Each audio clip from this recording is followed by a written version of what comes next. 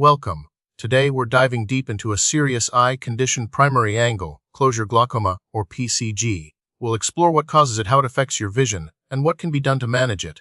Understanding PACG is crucial for preserving your sight, so let's get started. So, what causes PACG? The primary culprit is the eye's natural anatomy. In PACG, the angle between the iris, the colored part of your eye, and the cornea, the clear front window, is narrow.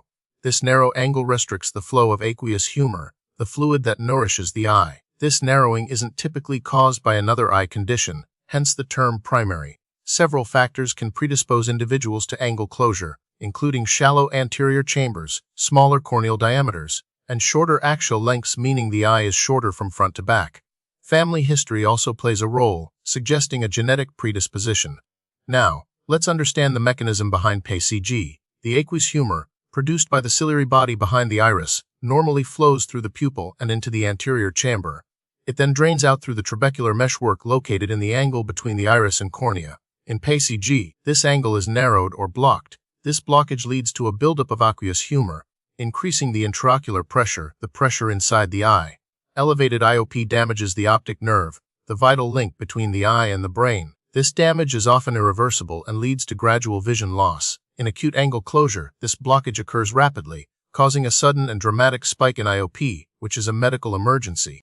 PACG affects millions worldwide, with a higher prevalence in certain populations. It's more common in people of Asian descent, particularly in East Asia.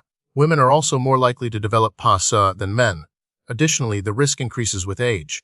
Knowing this, if you fall into one of these higher risk categories, it's even more important to undergo regular eye examinations.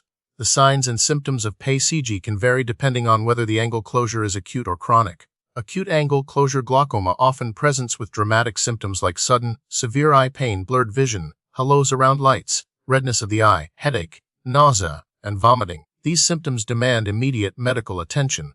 Chronic angle closure glaucoma, on the other hand, develops slowly and may have no noticeable symptoms in its early stages.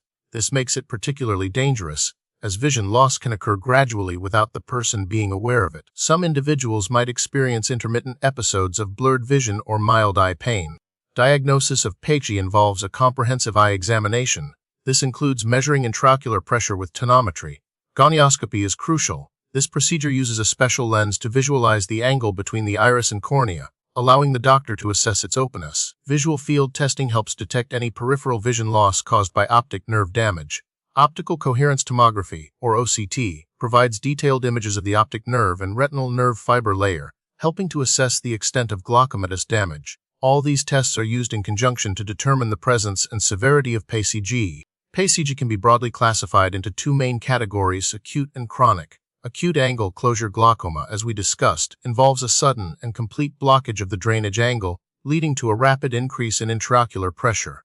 Chronic angle closure glaucoma, on the other hand, develops more gradually, with a slow and progressive narrowing of the angle. There's also intermittent angle closure, where the angle closes and opens sporadically, causing fluctuating IOP and symptoms. The primary goal of PACG treatment is to lower intraocular pressure and prevent further optic nerve damage.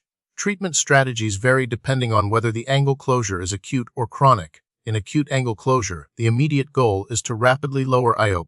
This is typically achieved with medications like eye drops, oral medications, and intravenous medications.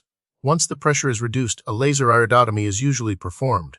This procedure creates a small hole in the iris, providing an alternate pathway for the aqueous humor to flow, thus bypassing the blocked angle. For chronic angle closure, treatment may involve medications to lower IOP, laser iridotomy, or in some cases, surgery such as a trabeculectomy, which creates a new drainage pathway for the aqueous humor. The specific treatment plan will depend on the individual's condition and the severity of the glaucoma. While it may not be possible to completely prevent PACG, especially if you have predisposing factors, there are steps you can take to reduce your risk. Regular comprehensive eye exams, particularly if you have a family history of glaucoma or are of Asian descent, are crucial for early detection.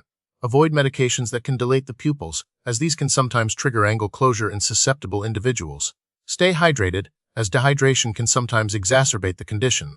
Finally, be aware of the symptoms of acute angle closure and seek immediate medical attention if you experience them.